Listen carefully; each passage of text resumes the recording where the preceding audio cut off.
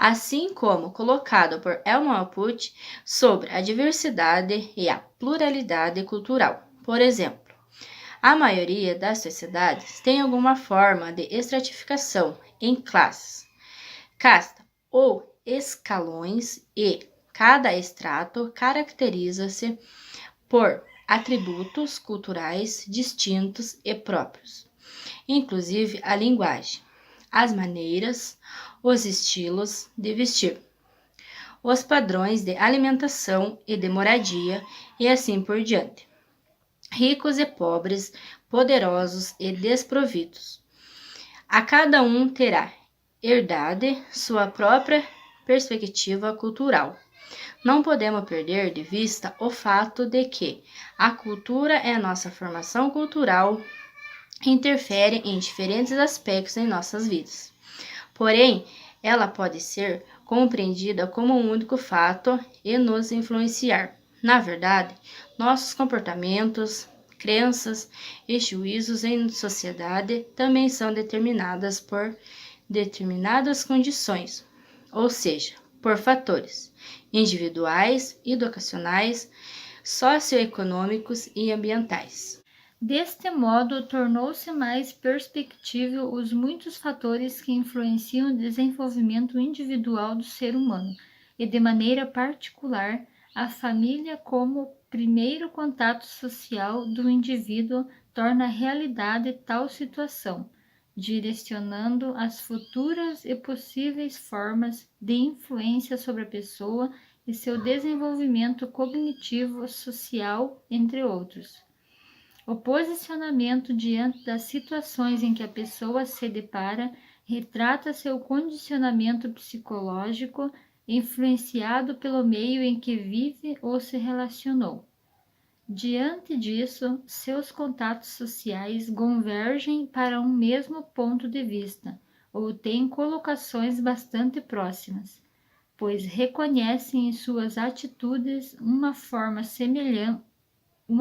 semelhança para suas escolhas, possibilitando que seus pares, ao externar opiniões, colaborem para enriquecer algo que já foi condicionado, ou propicie a oportunidade de mudança de pensamento e, consequentemente, mudança de atitude. Ferreira, citado por Mello, 2011, expressou que os homens participam de uma comunidade em virtude das coisas que possuem em comum.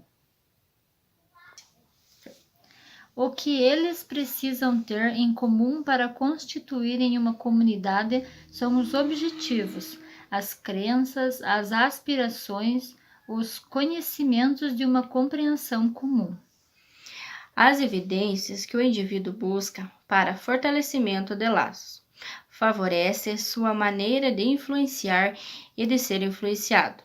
Portanto, através do convívio é que seu desenvolvimento se traduz na construção social e estabiliza para que os relacionamentos aconteçam e não se extingam, levando em consideração que o homem é um ser social e depende deste convívio para seu desenvolver em plenitude.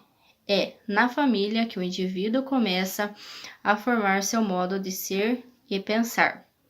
E esta é a mesma base influenciadora leva-o a ter contato com o reconhecimento formal proporcionado pela escola. Logo se cria um novo modo de influenciar em sua vida, e seus novos contatos sociais passam a confirmar ou confrontar aquilo que lhe apresenta até o momento. A instituição de ensino em que a criança é matriculada, antes de tudo, é criteriosamente escolhida pela família, dentro dos princípios básicos, ao qual está o núcleo familiar faz parte.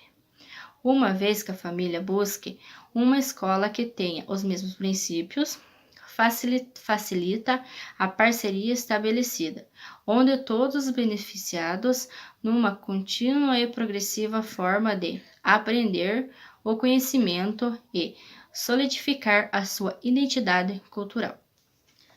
O desafio do conhecimento, de acordo com Paulo Freire, já dizia que educar é saber influenciar o aluno de tal modo que o aluno não se deixe influenciar.